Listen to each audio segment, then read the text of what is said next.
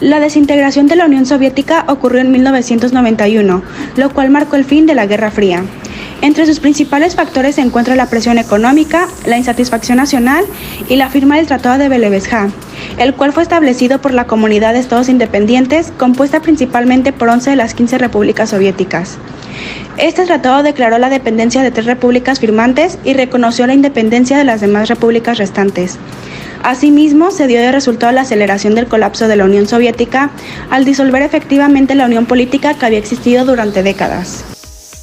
La unificación alemana se logró el 3 de octubre de 1990, marcando el final de la división de Alemania y el comienzo de una nueva era en la historia del país. Esta misma se logró debido a una serie de factores clave, como la caída del muro de Berlín, las protestas y demandas de reforma, el apoyo nacional y las negociaciones y compromisos, lo cual permitió que se lograra la superación de divisiones históricas y geopolíticas entre el este y oeste de Alemania.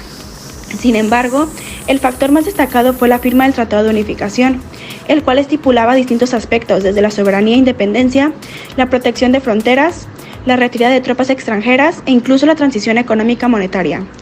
Este tratado proporcionó el marco legal y diplomático necesario para la reunificación pacífica y ordenada de Alemania.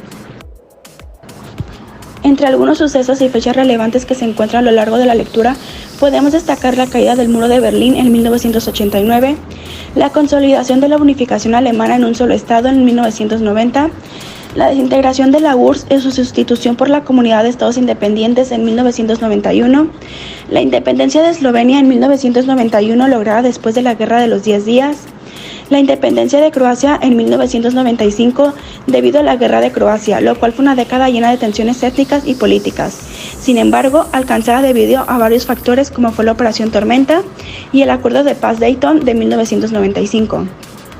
La sustitución de la Comunidad Europea por la Unión Europea en 1993, ampliando así la cooperación económica, política y de seguridad a lo largo del territorio.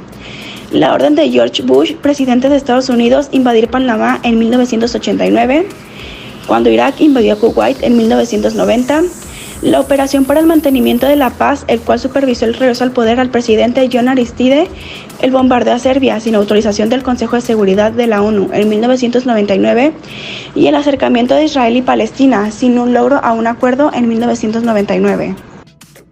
Apertura y modernización, noviembre de 1988.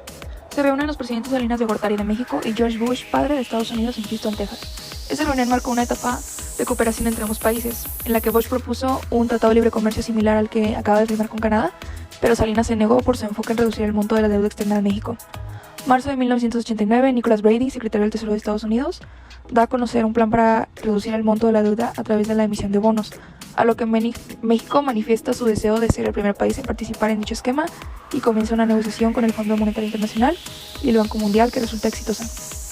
Julio de 1989, las pláticas se estancan y el presidente Salinas hace preparativos para ir a la moratoria unilateral en caso de romperse las negociaciones. Sin embargo, los bancos comerciales de Estados Unidos acceden a una renegociación por la presión del Departamento del Tesoro. Diciembre de 1989, Bush ordena la invasión a Panamá e informa al presidente Salinas sobre la movilización de tropas. Salinas manifiesta su desacuerdo por vía telefónica y da instrucciones al secretario de Relaciones Exteriores, Fernando Solana, de condenar con firmeza la invasión de la OEA y la Asamblea General de la ONU. México retiró su embajador de Panamá durante 2 años. Febrero de 1990 se protocoliza un acuerdo en Palacio Nacional para la reducción de la deuda mexicana por un monto de $7,171 millones. Marzo de 1990. En la reunión del Grupo de Río en CDMX se emitió un documento en el que se pedía que las tropas extranjeras en Panamá se confinaran a sus bases militares y no realizaran actividades de competencia exclusiva de la soberanía panameña. Tratado de Libre Comercio de América del Norte. Después de la crisis de la deuda en la década de los 80, México emprende una serie de cambios para liberalizar su economía, pasando de un modelo de sustitución de importaciones a uno orientado a las exportaciones. En 1985, México firma un acuerdo bilateral con Estados Unidos para obtener beneficios como la prueba de daño y en 1986 ingresa al GATT, General Agreement on Tariffs and Trade, o Acuerdo General sobre Aranceles, Aduaneros y Comercio.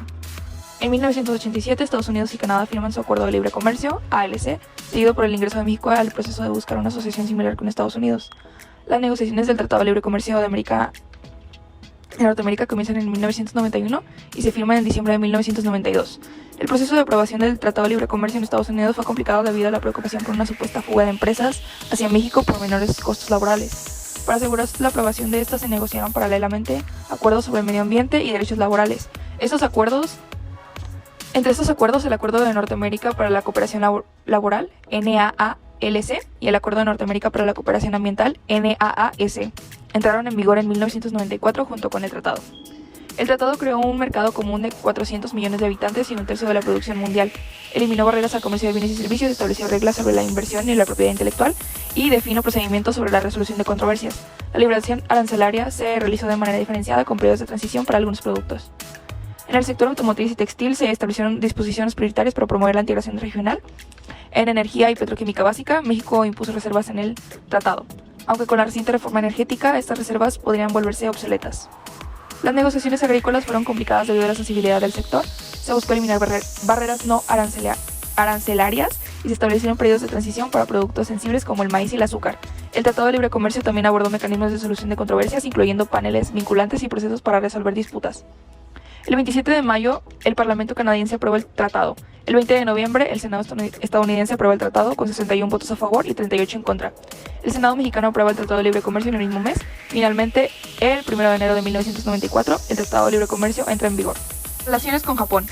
El presidente Salinas realiza una visita oficial a Tokio enfocándose en acercar a México a Japón y atraer inversiones japonesas al Estado mexicano. Durante su visita asegura el liderazgo japonés que la propuesta de un bloque comercial norteamericano no excluye a Japón del comercio con la zona. Empresas japonesas expresan preocupación por las reglas de origen que afectan a sus maquinarias en Baja California. México inserta una cláusula en el Tratado de Libre Comercio para mantener el régimen de las maquiladoras por 7 años. En 1992, México y Japón crean el primer grupo de reflexión, dando paso a la formación de la Comisión México-Japón siglo XXI. En 1993, Salinas inaugura el Consulado General de México en Osaka para fortalecer las relaciones con Japón. La Cumbre Iberoamericana. En julio de 1991 se celebra en Guadalajara la Cumbre Iberoamericana, con la participación de los líderes de los 21 países iberoamericanos. La iniciativa fue de México y España, apoyados por Brasil y Portugal. Se crea la Conferencia Iberoamericana con mandato de reunirse anualmente al más alto nivel, enfocada en temas como democracia, libre comercio y solución de controversias limítrofes. México aprovecha la cumbre para obtener apoyo a la resolución solicitando una opinión consultiva a la Corte Internacional de Justicia sobre secuestros transfronterizos. Se menciona el caso de Humberto Álvarez Machaín, secuestrado en México para ser juzgado en Estados Unidos, provocando indignación y protestas por violación a la soberanía territorial y el Tratado de Extradición. La cumbre de Guadalajara y la posterior en Madrid hacen referencia al principio de no intervención propuesto por México. Relaciones con América Latina. En 1990 México reanuda relaciones diplomáticas con Chile, que había sido interrumpidas desde el golpe militar de 1973. Este reencuentro se marca con una ceremonia emotiva donde niños chilenos nacidos en México entonaban ambos himnos nacionales. La comunidad de exiliados chilenos en México desempeñó un papel crucial en este acercamiento que culminó con la firma del primer Tratado de Libre Comercio entre México y Chile en 1991, resultando en un triple aumento del comercio bilateral para 1994. Bajo el gobierno de Salinas se creó la primera subsecretaría dedicada exclusivamente a asuntos latinoamericanos. México también firmó tratados de libre comercio con Bolivia y Costa Rica y estableció el grupo de los 3 con Colombia y Venezuela, que condujo a un acuerdo de libre comercio trilateral. México promovió la apertura comercial en América Latina, aunque sus propuestas de libre comercio con el Mercosur no tuvieron éxito debido a políticas proteccionistas en esa región. Se intensificó la cooperación con Centroamérica mediante la Comisión Mexicana para la Cooperación con Centroamérica, mecanismo de Tuxtla, y se fortalecieron los lazos con el Caribe. Las relaciones con Cuba mejoraron y México condenó las sanciones impuestas por Estados Unidos con la ley Torricelli en 1992, que afectaron a empresas mexicanas y canadienses con operaciones en Cuba. En el contexto de la aprobación del Tratado de Libre Comercio, México enfrentó presiones debido al creciente poder de los exiliados cubanos en el Congreso estadounidense. El presidente Salinas se reunió con importantes líderes del exilio cubano para evitar fricciones con Cuba y asegurar el apoyo al Tratado de Libre Comercio. Relaciones con Europa.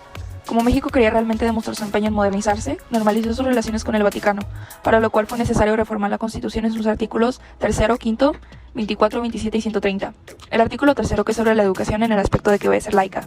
El artículo 5, que es el que establece que la libertad de tener una profesión o negocio mientras sea lícito. Los servicios públicos son obligatorios. Artículo 24. Establece que todo hombre es libre para profesar la creencia religiosa que más le agrade y para practicar las ceremonias, devociones o actos del culto respectivo, siempre que no constituyendo un delito o una falta penados por la ley. El artículo 27, que establece que la propiedad de las tierras y aguas comprendidas dentro de los límites del territorio nacional corresponde originalmente a la nación. Y el artículo 130, que corresponde a los poderes federales que ejercen en materia de culto religioso y disciplina externa en la intervención que designen las leyes. Las demás autoridades obrarán como auxiliares en la federación. El Congreso no puede dictar leyes estableciendo el prohibiendo religión cualquiera. Esto constituyó un cambio significativo tanto para la política interna como para la política exterior de México.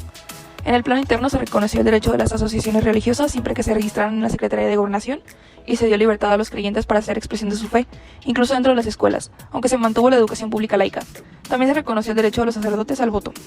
En septiembre de 1992 se establecieron relaciones diplomáticas entre México y el Vaticano y se nombraron representantes de ambos estados. México no aceptó la práctica diplomática vigente en otros países con mayoría de población católica de convertir al nuncio apostólico de manera automática en decano del cuerpo diplomático. Política multilateral. Fin de la Guerra Fría trajo renovación a la ONU. En 1992, México promueve el cumplimiento de acuerdos con la Conferencia de Río de Janeiro sobre medio ambiente y ratificó convenciones sobre cambio climático y diversidad biológica. En 1993, México firma la Convención sobre la Prohibición de Armas Químicas. En 1988, Gorbachev anunció que la URSS dejaría de apoyar a movimientos de liberación nacional. En 1990 se formó un grupo de amigos para El Salvador con la mediación de México. En 1992 se firmó un acuerdo de paz en El Salvador en el castillo de Chapultepec con apoyo de México.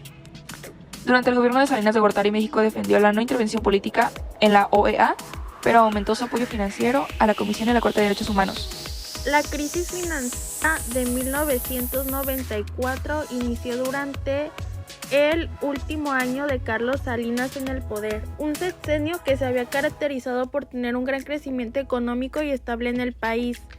Se había logrado controlar la hiperinflación que heredaron gobiernos anteriores y se firmó el Tratado de Libre Comercio de América del Norte. Esto causó que México tuviera la atención del resto del mundo. Se decía que México se convertiría en un país de primer mundo, consolidando nuestro país como una plataforma de exportación a los mercados mundiales. Todo cambió en 1994, pues al ser un año electoral, el presidente aumentó el gasto público de forma descomunal, se estaba gastando más de lo que se recaudaba en impuestos. Y con el estallido simultáneo de la rebelión del Ejército Zapatista de Liberación Nacional, la difusión internacional que recibió la rebelión guerrillera identificada con el movimiento campesino contrastó con lo que tuvo el TLC-AN. Gracias a esto surgió una gran simpatía hacia los zapatistas entre grupos de la izquierda identificados como globalifóbicos por su rechazo al libre comercio y la internacionalización financiera. En este mismo año, los asesinatos del popular candidato a la presidencia del PRI, Luis Donaldo Colosio, en marzo, y del secretario general del mismo partido, José Francisco Ruiz, en septiembre, generaron un clima de inquietud que contribuyó a la especulación contra el peso mexicano. La salida de capitales del país continuó a pesar de los contundentes resultados electorales a favor del candidato sustituto del Ernesto Zedillo en el mes de julio. En diciembre, el Banco de México aceptó la libre flotación del peso. Esto generó una inesperada devaluación al 100% y una reducción significativa de las reservas monetarias internacionales. La explicación del nuevo gobierno que tomó posesión el 1 de diciembre fue que encontró una crisis generada por el financiamiento de deuda a largo plazo, con instrumentos financieros a corto plazo. A pesar de las diferencias expresadas sobre el origen de los errores de manejos macroeconómicos a lo largo de 1994, hubo una continuidad política entre el gobierno saliente y entrante. México siguió por el camino de la apertura económica y comercial y mantuvo una activa política internacional. Sin embargo, la crisis financiera provocó el llamado efecto tequila, también conocido como el error de diciembre. Debido a esto, los mercados financieros de América Latina generaron resentimiento en esos países. Durante los primeros meses del gobierno del presidente Ernesto Zedillo, centró su acción internacional en organizar un rescate para evitar el colapso de las finanzas mexicanas. El entonces presidente de Estados Unidos, Bill Clinton, fue un gran apoyo para México, pues le otorgó al país una garantía hasta por $40,000 millones, con otros $18,000 millones del Fondo Monetario Internacional. El 21 de febrero de 1995 se firmó el documento titulado Acuerdo Marco entre Estados Unidos y México para la estabilización económica del país. Clinton estaba convencido de que el colapso económico de México tendría severas consecuencias para el mundo entero. También temió un incremento descontrolado de la inmigración hacia Estados Unidos y de la oferta de digrama ilícitas que cruzaban a través de la frontera entre ambos países. Pero también estaba consciente de que si México no pagaba su deuda a Estados Unidos, el préstamo a tiempo le podría costar su reelección a la presidencia. Su decisión de pasar por encima del Congreso para apoyar la economía mexicana no fue popular en su momento, pero resultó ser la más oportuna y trascendente que tomó en política exterior. La economía mexicana empezó a crecer a finales de 1995 y para 1997 México terminó de pagar el préstamo a Estados Unidos. A pesar de su rápida recuperación, el problema de imagen internacional generado por los zapatistas persistió a lo largo del sexenio. Varios embajadores y consulados recibieron numerosas comunicaciones que exigían atención a los derechos de los indígenas. La causa zapatista tuvo apoyo en medios universitarios y en otros ligados a la Iglesia Católica. Y para marzo de 1996, el Congreso de Estados Unidos aprobó la Ley de Libertad y Solidaridad Democrática con Cuba. Su propósito era estrangular la economía cubana y propiciar la caída del régimen al obstaculizar el comercio internacional y la inversión de las compañías que operaban también en Estados Unidos. La nueva legislación afectó la economía cubana de manera más severa que la ley Torricelli. Aunque al inicio el presidente Clinton se opuso a la legislación para asfixiar a Cuba, terminó firmando en vísperas de su relación a la presidencia en 1996. La ley Helms-Burton afectó a compañías de Canadá y México que tenían negocios en Cuba. La Unión Europea también la condenó y amenazó con llevar controversia ante la Organización Mundial de Comercio. En junio de 1996, Clinton suspendió la aplicación de algunos aspectos de la ley. Los inversionistas mexicanos perdieron entusiasmo por buscar nuevos negocios en Cuba e importantes compañías como Cemex, Domos y Pemex limitaron su presencia. Cuando hablamos de la búsqueda de la diversificación, estamos hablando de la política comercial mexicana, que en la década de los años 90 emergió como un poderoso impulsor del crecimiento económico, llevando al país a ocupar un destacado puesto en el escenario global. Durante este periodo, México alcanzó el 8º lugar en el comercio mundial y se posicionó como el líder indiscutible en América Latina. Un hito significativo se registró en 1999, cuando las exportaciones mexicanas rebasaron la impresionante cifra de $130,000 millones, con un comercio total que rondaba los $270,000 millones, representando más de la mitad de su Producto Interno Bruto. Este logro consolidó a México como un jugador clave en el comercio internacional. Particularmente destacable fue la concentración del comercio mexicano en Estados Unidos. Mucho se sabe de lo increíble que están unidos ambos países. Fue donde se convirtió en su segundo mayor proveedor de productos a este mercado, superando incluso a Japón en esa posición privilegiada. Este fenómeno subraya la relevancia estratégica de las relaciones comerciales entre México y su vecino del norte, delineando un panorama económico dinámico y prometedor para el país en los años venideros. Es en esta parte del capítulo en que nos enfocamos en los diferentes tratados que tiene México con las diferentes partes del mundo. En la búsqueda de diversificar el comercio de México y alejarse de una dependencia excesiva de los Estados Unidos, el presidente Zedillo adoptó una estrategia audaz al priorizar la negociación de nuevos acuerdos de libre comercio. Entre estos esfuerzos destacó el Tratado de Libre Comercio con la Unión Europea, donde la Secretaría de las Relaciones Exteriores tuvo un papel crucial. Las negociaciones, que iniciaron en 1995, estaban dirigidas a ampliar la asociación económica y la cooperación política entre ambas partes. Fue este tratado que destacó de los acuerdos previos al abordar temas políticos como los derechos humanos a raíz de la existencia de la Unión Europea en la reciprocidad y la transparencia. México, en constancia con su compromiso histórico en la promoción de los derechos humanos a través de diversos pactos internacionales, ratificó el Estatuto de Roma para establecer la Corte Penal Internacional poco después de finalizar las negociaciones. Sin embargo, las negociaciones se enfrentaron desafíos debido a las divergentes opiniones dentro de la Unión Europea sobre los pilares del acuerdo. Las embajadas mexicanas desplegaron un esfuerzo incansable para superar las resistencias y obtener la ratificación del tratado por parte de los parlamentos nacionales. La firma de este tratado se llevó a cabo en diciembre de 1997, pero de manera inmediata el Consejo de la Unión Europea emitió una resolución exigiendo resultados sobre la investigación del caso del asesinato de 45 indígenas simpatizantes de los zapatistas en el poblado de Acteal, Chiapas. Este incidente subrayó la importancia de los aspectos políticos y de derechos humanos en el marco de acuerdo a la historia. Es decir, cuando estaba haciéndose este tratado, la Unión Europea le exigía a México que para poder llegar a un consenso donde ambos hicieran un tratado, México primero priorizara los derechos humanos y los problemas que habían en el país. Una vez que hemos tratado las negociaciones que tuvo México con la Unión Europea, seguiremos con los siguientes países, estados, que son la parte de América Latina, el Caribe y el Medio Oriente y Asia. Cuando hablamos de América Latina, estamos hablando del gobierno de Ernesto Zedillo, quien marcó no solamente un hito importante con la Unión Europea, sino también en la política exterior mexicana al priorizar las relaciones con Centroamérica y fortalecer los lazos de cooperación regional. En 1994, México se unió a Colombia, España, Estados Unidos, Noruega y Venezuela para formar el Grupo de Amigos de la ONU para el proceso de paz en Guatemala, una iniciativa crucial para facilitar el diálogo entre el gobierno guatemalteco y la UNG, culminando en el histórico Acuerdo de Paz en Oslo, respaldado por Zedillo. Este compromiso con la paz y la estabilidad en la región se complementó con una estrategia de integración económica. México firmó acuerdos de libre comercio con Nicaragua en 1997 y con El Salvador, Guatemala y Honduras en el 2000, lo que resultó en un aumento significativo del comercio con Centroamérica, alcanzando un impresionante 130%. Además, se exploraron acuerdos económicos con países sudamericanos, materializándose en pactos con Uruguay y Perú.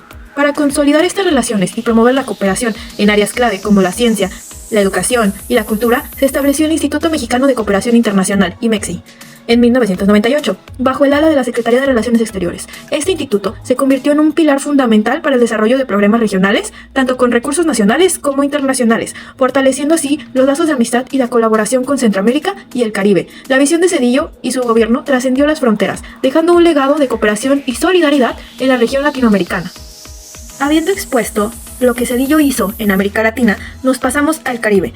Durante la presencia de este presidente, México también desempeñó un papel destacado en su relación con Cuba, enfrentando los desafíos planteados por la ley de Helms-Burton de Estados Unidos y promoviendo una postura de la no intervención en los asuntos internos de la isla caribeña. A pesar de que Zedillo no realizó una visita del Estado a La Habana, como lo habían hecho sus predecesores, él reafirmó el compromiso de México con la no intervención en los foros multilaterales, incluso instruyendo en el año 2000 a votar en contra de condenar a Cuba en la Comisión de Derechos Humanos de la ONU, marcando un cambio significativo en la tradición postura de abstención de México en este tema. En 1999, Zedillo participó en la 9ª Cumbre Iberoamericana celebrada en La Habana, donde enfatizó la importancia de la democracia en preservar y fortalecer la soberanía nacional en los pueblos iberoamericanos. Durante este evento, la secretaria de Relaciones Exteriores, Rosario Green, sostuvo conversaciones con representantes de la Comisión Cubana de los Derechos y la Reconciliación Nacional, demostrando el compromiso de México con el diálogo y la búsqueda de soluciones pacíficas en la región.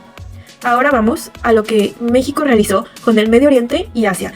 En marzo del 2000, México alcanzó un hito significativo en su política exterior, otra vez, con la culminación del proceso de acercamiento con Israel, marcado por la histórica visita del presidente Zedillo. El objetivo central de esta visita fue la suscripción de un acuerdo de libre comercio con Israel, tras 3 años de arduas negociaciones, aunque en este momento el comercio bilateral representaba unos 210 millones de dólares anuales, con la mayoría de las exportaciones mexicanas centradas en el petróleo y las importaciones principalmente en manufacturas.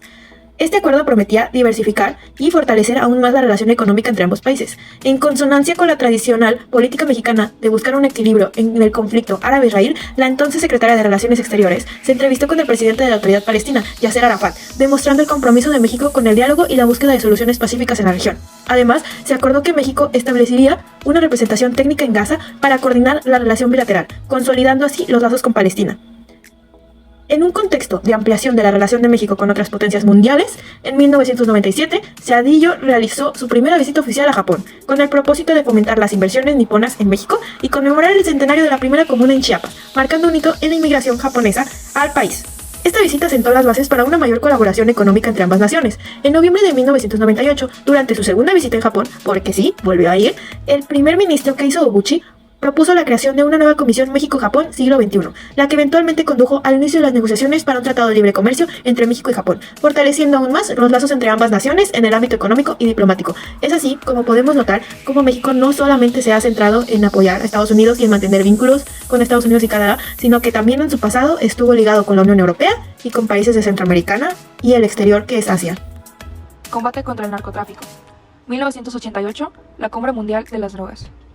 Noviembre de 1995, inicia la Operación Casablanca por parte de la DEA.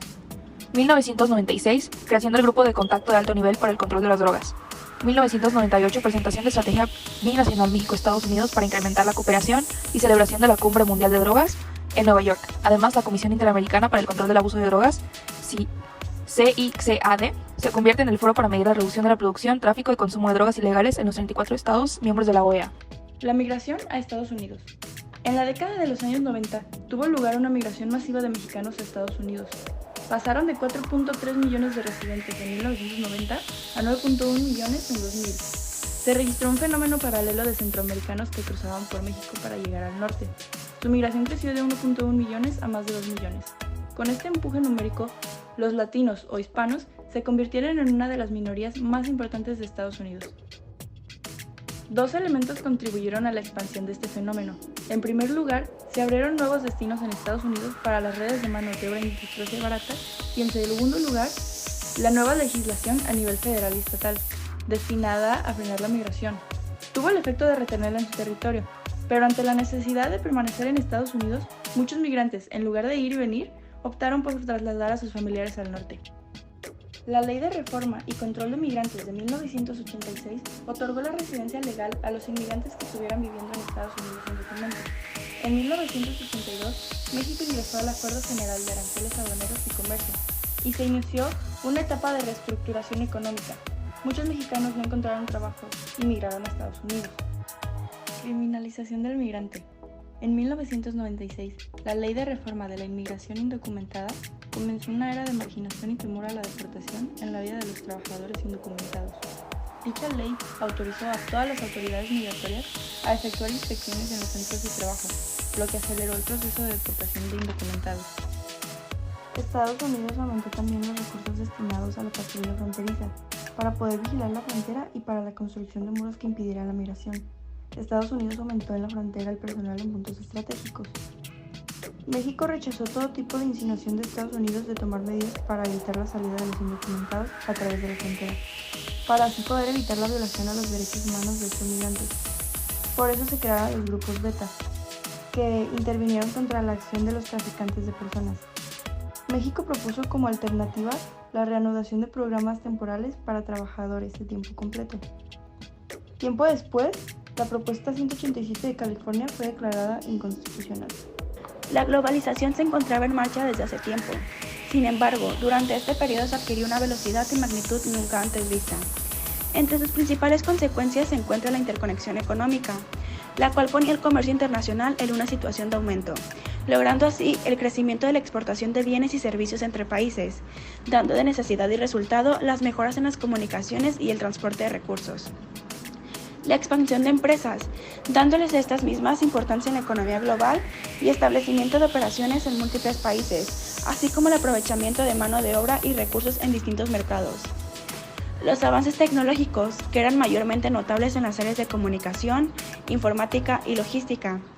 La transferencia de conocimientos y culturas, así como la interdependencia global, destacando la necesidad de cooperación internacional entre países, así como distintos desafíos económicos y sociales debido al gran cambio económico y el riesgo de pérdida de identidad cultural en algunas comunidades.